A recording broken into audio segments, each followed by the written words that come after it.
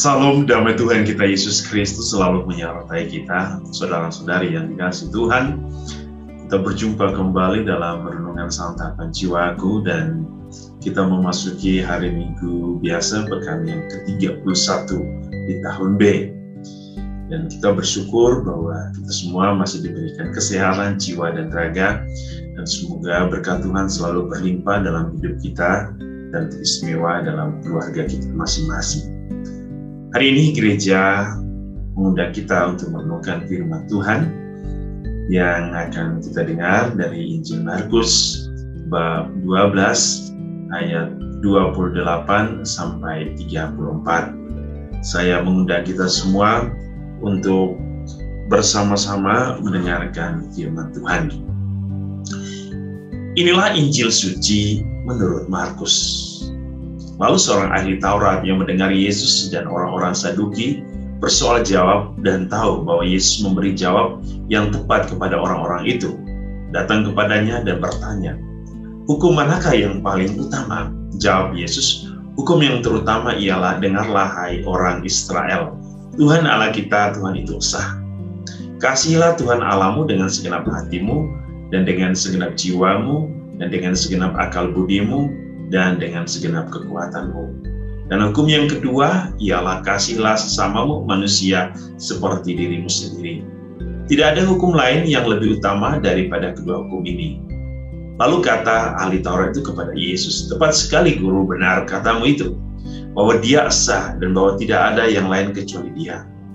Memang mengasihi Dia dengan segenap hati dan dengan segenap pengertian dan dengan segenap kekuatan dan juga mengasihi sesama manusia seperti diri sendiri adalah jauh lebih utama daripada semua korban bakaran dan korban persembahan." Yesus melihat bagaimana bijaksananya jawab orang itu, dan ia berkata kepadanya, "Engkau tidak jauh dari kerajaan Allah." Dan seorang pun tidak berani lagi menanyakan sesuatu kepada Yesus. Demikianlah sabda Tuhan. Terpujilah Kristus.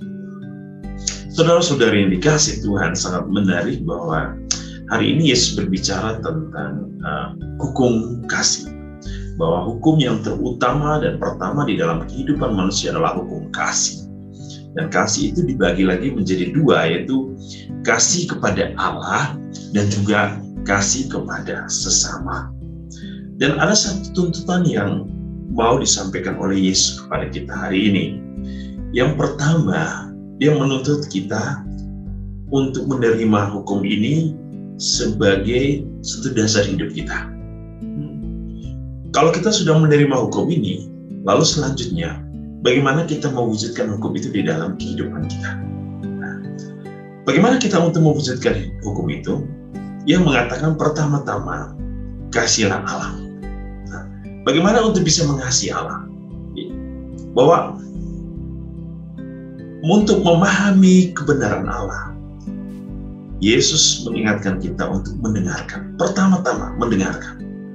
Mendengarkan petunjuknya, mendengarkan nasihatnya, mendengarkan instruksinya, agar melalui semua apa yang disampaikan oleh Yesus, kita bisa mengerti apa yang kita bisa lakukan dalam mewujudkan, memahami, dan menghayati hukum kasih itu.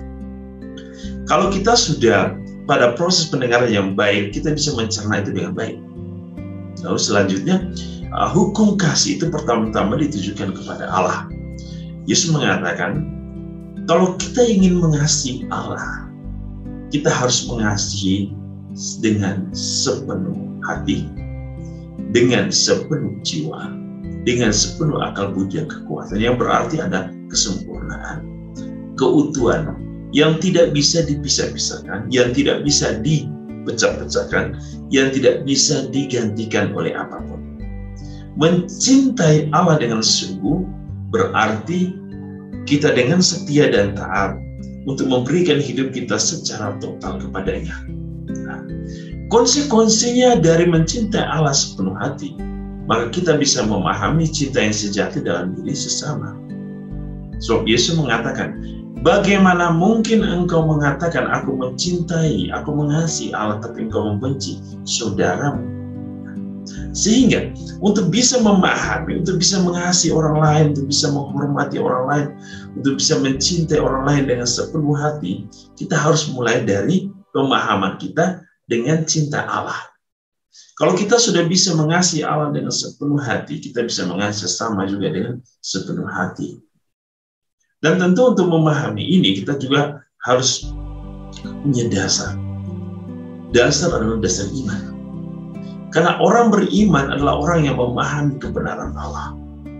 Dan orang yang memahami kebenaran Allah adalah orang-orang yang hidup di dalam kebijaksanaan Allah.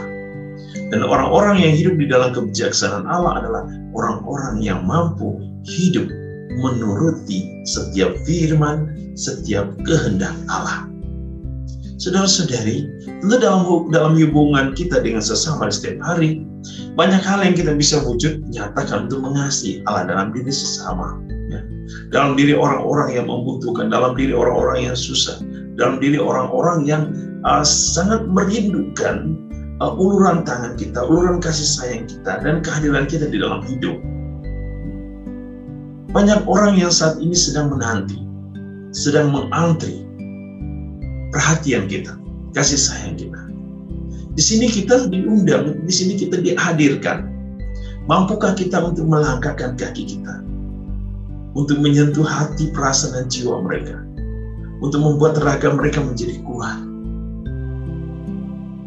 Saudara-saudari yang dikasihi Tuhan, untuk bisa sampai kepada tujuan kesatuan cinta ini, maka kita tentu harus setia di dalam seluruh hidup kita.